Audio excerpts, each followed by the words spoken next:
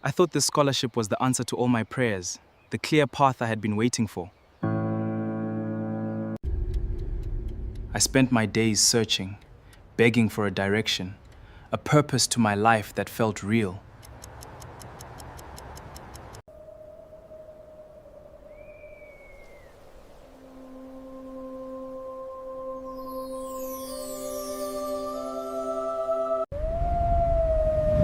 But God's path was not on paper.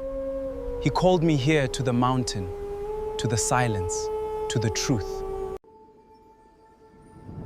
The angel appeared, not in flesh, but in light, and opened my eyes to the secrets of time before time. The veil was torn away. He showed me the beginning, and this is what I saw. In the beginning, before the world was, the Spirit breathed, and the first sound pierced the silence. That sound was a voice, and it transformed the void into something alive, forging the foundation of all things.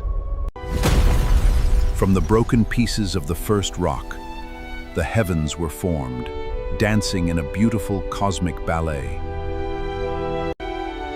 I saw the King of Earth, a magnificent cherub, standing in authority, managing the harmony of all celestial systems. Every invention, every gift of life was tested and approved here, under the King's watchful, holy gaze. He was the mediator, collecting every prayer and achievement, ensuring all glory returned to the one who gave it. But pride crept in like a shadow. He began to look at his own reflection instead of the Creator, hoarding gifts meant for the world. The joy of stewardship turned into the hunger of ownership. He trapped the very gifts he was meant to protect. He traded his place in the light for a throne of his own, unaware that his darkness would soon consume him. In the silence, I saw a new plan unfolding, a creation made not for service, but for relationship and divine image. The king saw the new creation, and his envy ignited. He refused to serve a being he deemed lesser than himself. He turned his back on the throne and descended to the wild, determined to twist what was pure into something that mirrored his own malice. He brought forth forbidden substances from planet Rahab, vials of chaos intended to rewrite the fabric of life itself. Rahab was once a masterpiece of purity. Its architecture was then corrupted. Its advanced technology was repurposed to fuel an empire of control.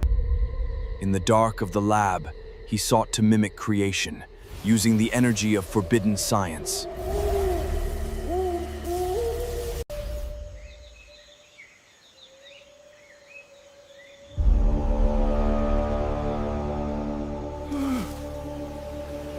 Over ages, they stood upright, but their new skin felt the cold shadow of their maker.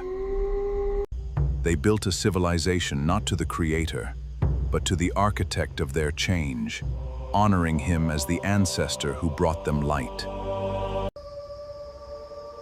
They built a civilization to worship the firstborn, not knowing the power behind the throne was the one who stole their nature. With every pulse of the dark energy, the creatures changed. Their original innocence was replaced by predatory intelligence. He taught them to crave destruction, turning the beauty of creation into a red cycle and shadow. The silence of the cosmos was broken. A great defense force mobilized, surging across the stars to confront the source of the spreading darkness. As it is written, "Thou hast broken Rahab in pieces, as one that is slain. Thou hast scattered thine enemies with thy strong arm." The Creator could not tolerate corruption any longer. In a final, desperate act, Rahab was broken to prevent the darkness from consuming the galaxy. The asteroid belt we observe today between Mars and Jupiter is not mere space debris. It is the grave of Rahab, a once beautiful planet reduced to dust. The final stand. Light against shadow, order against chaos. Locked in a struggle that would decide the fate of all creation. The war was lost for the deceiver. He and his loyalists were stripped of their heavenly authority, bound and cast down to Earth to face their judgment. The Arcturians, protectors of the light, launched the final judgment from the asteroid belt. The rock fell from the heavens, crushing the corrupted world and bringing an end to their shadowed reign. 400 years before Adam, there a void, no light, no sun, no life, just a profound silence. The order was restored. The Creator initiated the Great Reset, purging the ancient infection to prepare a new cradle for life. And the earth was without form and void, and darkness was upon the face of the deep. And the Spirit of God moved upon the face of the waters. Life was sown anew, no longer marred by the shadow, but born from the purity of the Creator's original design.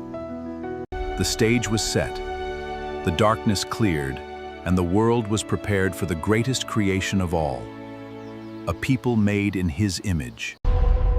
These are the things that happened between verse 1 and verse 2 in the first chapter of Genesis, the forgotten history of the world before the dawn of Adam. If you wish to support our mission, collaborate with us, or explore advertising opportunities, please reach out via our inbox or contact us now. The history of the ages has been revealed. Thank you for watching.